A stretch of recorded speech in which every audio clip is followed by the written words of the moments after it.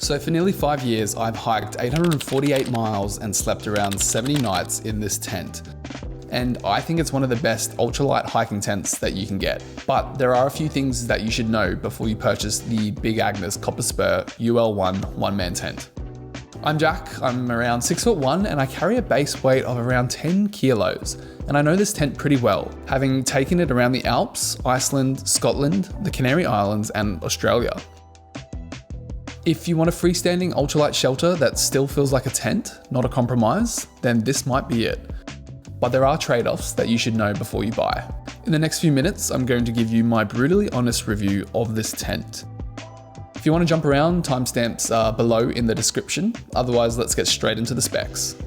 So the Copper Spur UL1 is a one-person, freestanding, lightweight tent made by Big Agnes. It's touted as their most popular ultralight backpacking tent since its launch in 2008.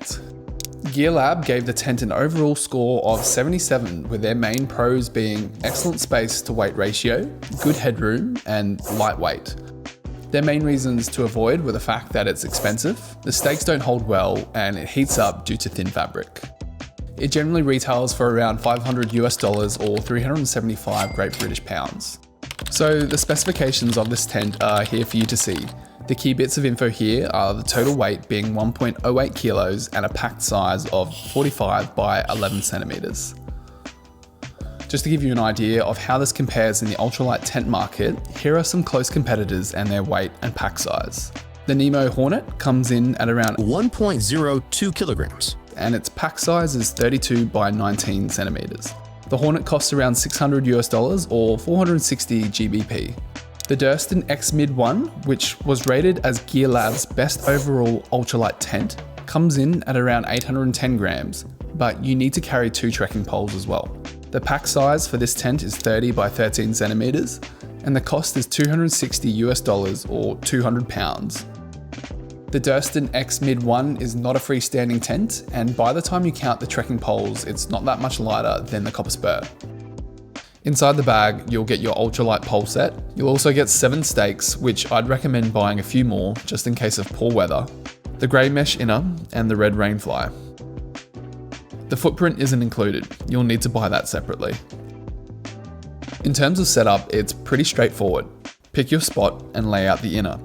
I usually skip the footprint unless the ground is rough. Assemble the hub poles, seat the tips in the corner grommets, then clip the inner to the frame. You can sleep like this if you'd like, mesh only for a stellar night sky. Just make sure there's no rain in the forecast. To add the fly, match the colour-coded buckles to the corners. Clip in, align the door and tension it. Finish by staking the vestibules and the guy lines, then snug the line locks until the fly is drum tight. Pretty straightforward, and it only takes me a few minutes to set the whole thing up.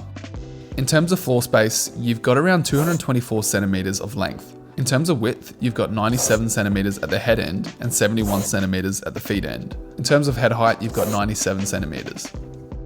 Livability is the make or break for any one-person tent, and the Copper Spur UL1 is one of the few that actually feels like a tent, not a bivvy. The steep walls and bridge pole give real setup space, a wide pad still fits, and the door is large enough for clean in and outs at night. Honestly, the lack of floor space really isn't an issue for me, as I'm pretty much just using this tent as a space to sleep nice and dry overnight. The vestibule takes a pack and choose if you angle things correctly, and you can still crack the zip for airflow. But it's still a solo vestibule, don't expect a full kitchen. Inside, you've got plenty of practical pockets. I use them for my phone, headlamp, and other small items. The bottom line is that the Copper Spur UL1 is genuinely livable for a one-person shelter. If you want sprawling room to spread gear, step up to the 2-person version. If you want a freestanding shelter that stays genuinely livable without a huge weight penalty, the UL1 hits a sweet spot. This is a true 3-season shelter that's dependable in rain and respectable in wind, if you pitch it smart. The fly and floor fabrics are waterproof rated with fully taped seams. In wind, the high volume pole geometry is solid once you use all the guy outs and keep the fly drum tight. Point the narrow end into the wind and keep the door leeward. Reviews consistently call its weather performance solid, but not top of class in big wind. Fine for most 3-season nights, but less ideal for truly exposed ridgelines. Setting up in a downpour? Normally it's inner first, but with the footprint you can go fast fly. Simply pitch the fly first, then clip the inner underneath so it stays dry. In terms of snow, it's a 3-season tent. The relatively flat roof sections can collect snow, and users report performance drops under heavy, wet loads. So if you do go out in the snow, make sure you knock off the accumulation pretty quick. Condensation isn't a leak, it's physics. Warm, moist air from your breath hits a colder surface and turns to water. The Copper Spur manages that with a double wall design, high volume pole geometry, and high-low venting you can actually use. Most air moves through the inner mesh and condenses on the fly, not on your quilt. I crack the roof vent and open the top of the vestibule's two-way zipper a few centimeters to create upward flow. Fresh air comes in low and humid air escapes high. Your pitch is going to matter too. I put the door leeward, use every guy line, and tension the fly so it stays off the inner at the head and the foot. If it's really damp, I'll do a quick wipe of the fly in the morning and pack it separately. Used this way, the UL1 stays dry where it counts and moisture ends up on the fly, exactly where it should. Durability on the Copper Spur is classic ultralight, strong enough for 3-season use if you treat it right, but it's still 15 to 20D fabric territory, so site selection is still going to matter. I've had one of the poles break on me in setup once, and Big Agnes were good enough to send a replacement. These poles are ultralight, but clearly not as resilient as a heavier pole. Floor protection is mostly about what you pitch on. I skip the footprint on soft ground, but if it's rocky, rootsy or sandstone, I'll use the footprint or at least clear the area. UV is really the silent killer. Don't leave it pitched all day in full sun and always dry it before storage. Bottom line, it's lightweight, not a tank. Day to day, the Copper Spur is easy to live with. Setup is fast, hub poles, color-coded clips, and a freestanding pitch so you can lift and nudge the tent before you stake it. Teardown is just as straightforward. Drop poles, stuff the fly and inner separately if they're damp, and the long stuff sack swallows everything without a wrestling match. Inside, organisation is excellent for a one-person shelter. You get multiple pockets. One of the most recurrent usability issues I've found are the rain fly zippers constantly getting caught in the ultra-thin fly material, especially when it's wet. It's a simple fix, just make sure you run the zipper straight. But this can be hard in the dark, especially from inside the main tent. Overall, the usability of this tent is clean and low friction. On paper, the Copper Spur UL1 is ultralight, but what matters is your real carry weight.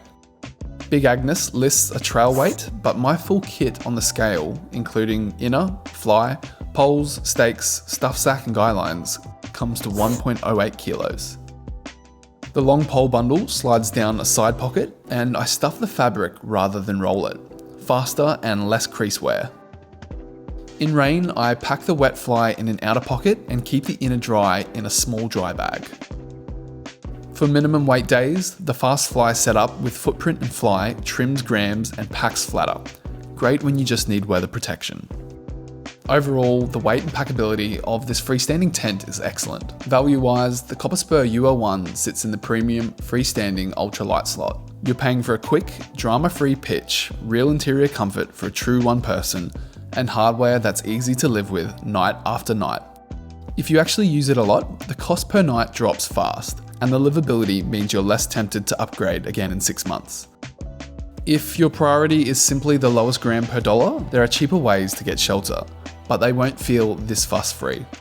Here's a few alternatives that will fit into a few buckets. Lighter, semi-freestanding options, lightest and trekking pole shelters, roomier or tougher options, and budget options as well.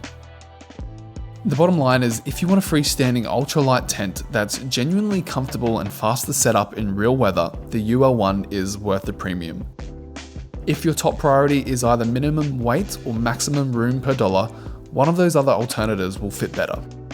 For me, this tent is perfect and I'll continue to use it for the foreseeable future. Just so you're aware, this video is not sponsored and I purchased this tent around 5 years ago with my own money. I'd love to hear what you think about the Copper Spur or your own preferred tent in the comments below. If you want to know more about the Copper Spur or any other gear items I use, I'll leave the links below. Otherwise, thanks for watching and I'll see you next time out on the trail.